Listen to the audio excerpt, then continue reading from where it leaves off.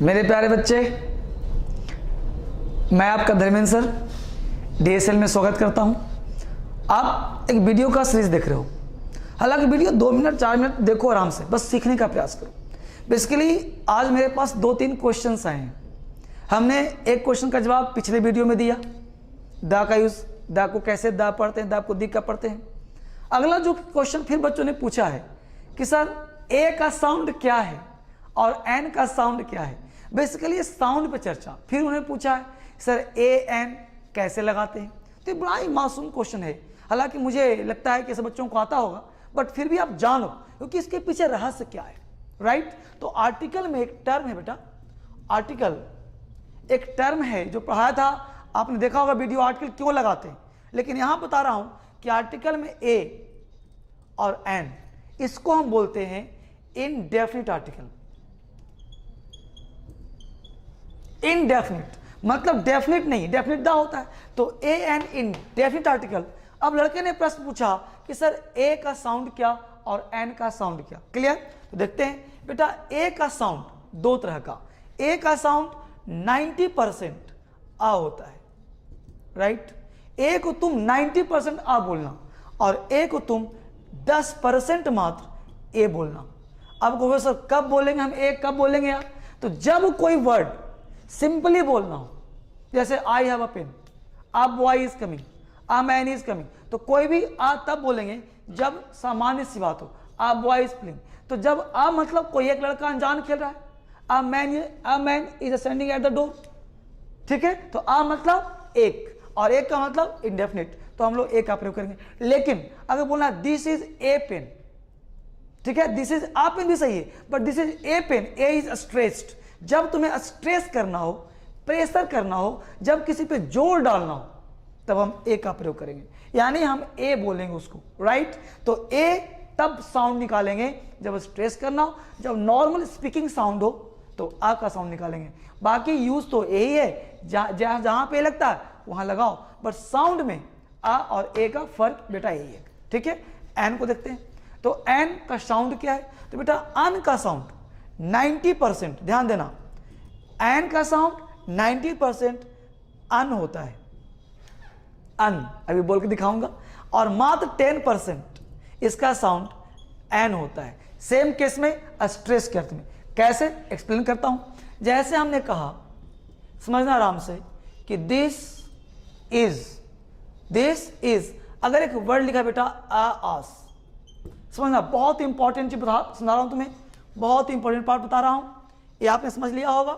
यहां पे देखो, बहुत इंपॉर्टेंट पार्ट, दिस इज आस। इसके बाद तुम्हारा स्पीकिंग भी ठीक हो जाएगा।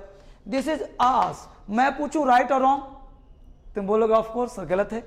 मैं पूछूंगा क्यों गलत है, तो वो है सर आस वोकल साउंड है, यहां एन होना चाहिए, राइट। तो ये तुम्हारा गलत है, मान लिया तुम्हारी बात।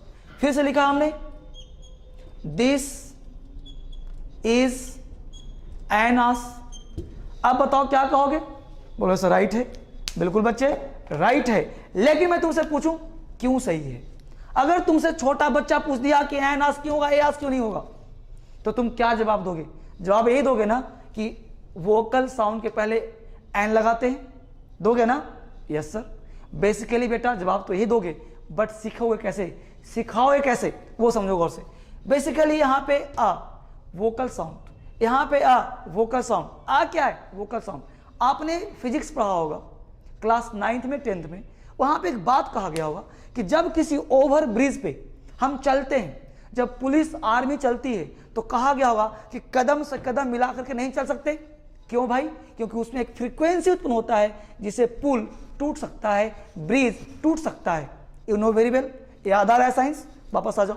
तो जब पुल टूट सकता है, समान फ्रीक्वेंसी पर, समान धारा पे, समान एक तरह की फ्रीक्वेंसी निकलता है, एक प्रकार का फ्रीक्वेंसी उत्पन्न होता है, उस तरह से काम करता है। उस प्रकार ध्यान दो बोर्ड पे यहाँ पे। तो यहाँ हमने कहा कि ए, अब यहाँ पे वोकल साउंड निकाला और ए भी वोकल साउंड है, तो वोकल प्लस वोकल, ध्यान देना बेटा, vocal sound plus vocal sound, scientific reason है बाबू, राइट। तो vocal sound plus vocal sound इसलिए गलत हुआ, इसलिए नहीं कि ये लगाने से गलत हुआ। रट्टा नहीं मारना अंग्रेजी, धर्मेंद्र सर दिमाग में बिठाते हैं, और धर्मेंद्र सर सिलेक्शन की बात करते हैं। यहां पे बात कर दिस इज आस, गलत क्यों है? तो गलत इसलिए है कि vocal sound plus vocal sound, इसलिए गलत हुआ। This is an ass, right क्यों है? क्योंकि ए हो गया वोकल साउंड, एन हो गया कॉन्सोनेंट साउंड, फिर आ हो गया वोकल साउंड। तुम बोलकर देखो, तुम गांव घर में तुम्हारे माता पिता या अड़ोसी पड़ोसी चिल्लाता हुआ कस करके, तो चिल्लाया कहां जाता है? वोकल से। तो जो यहां से चिल्लाता है अगले दिन उसका गला बैठ जाता है। तुम सुने होगे कि गला बैठ गया, यहाँ व्हाइट पट्टी लगा घूमता है। क्यों भाई? क्योंकि वोकल कॉर्ड का यूज ज्यादा करा, आ का प्रयोग ज्यादा करा, इसलिए वोकल प्रॉब्लम हो जाता है। इसलिए साइंटिफिक रीजन है कि ग्रामेरियन ने क्या करा, लैंग्वेज वालों ने क्या किया कि इसको N, this is an ass. तो यहां साउंड क्या लगाया तुमने? दिस इज एन आस। लेकिन सर ने क्या कहा था? अन बोलने को। कैसे? नीचे देखते हैं, इसमें आया vocal sound, consonant sound, vocal sound, इसलिए बीच में ब्रेक लग गया। तो ब्रेक लग गया तो कॉन्सोनेंट के बाद ही वोकल होता है। क्लियर? तीसरा एग्जांपल देखो, हमने बोला दिस इज, ठीक है, दिस इज। अब यहां ए लगाया, एन लगाया और आस लगाया। देखो ए और एन में हमने क्या कर दिया? थोड़ा डिस्टेंस कर दिया। चीज वही है, एन आस ही है, लेकिन इसको पढ़ना कैसे है? दिस इज अ, यहां पे नास, यानी एक से मिलाना है, दिस इज अनास। अब यह चीज एक वोकल हो गया तुम्हारा, वोकल कितना हो गया? एक। दिस इज आ, यहां हो गया नास। लेकिन ऐसे नहीं बोलेंगे दिस इज ए नास, गलत हो जाएगा। This is Anas, this is Anas, this is a, और एक साथ मिला के बोलना है दिस इज अनास। मतलब दिस इज एन आस को यहां साउंड निकालेंगे अन, और यहां पे है आस, दिस इज अनास। बस मेरे हो, दिस इज अनास, ये तुम्हारा होगा फोनेटिक साउंड, क्योंकि तुम किसी फॉरेनर से बात कर सकते हो। हमने बोला this is an apple, this is an apple, अब बोल रहे हैं this is an apple, this is an apple. अब एन का साउंड तुम बोल के देखो, एन, और बोल देखो अन, जो साउंड होगा this is an apple, this is an apple, this is an apple, this is an apple. तो an apple sound phonetic sound है, इससे तुम्हारा स्पीकिंग क्लियर होगा। और ये तुम्हारे राइटिंग में लिखते ही वैसे, ये गलत हो गया, यह तुम्हारा राइट हो गया, और ये तुम्हारा स्पोकन हो गया। इससे तुम बोलो अंग्रेजी बेटा, इस तरह से तुम्हारा साउंड क्लियर होगा। This an apple, this an ass, this an elephant. तुमने बोला elephant, this is an, this is an elephant, this is an apple, this is an apple, right, this is an ass. तो इससे तुम्हारा sound clear होगा। तो ए और N में यही फर्क है, और इस तरह से हम लोग इसको लगाते हैं। आप इसको बेटा लाइक करो, सब्सक्राइब करो, शेयर करो।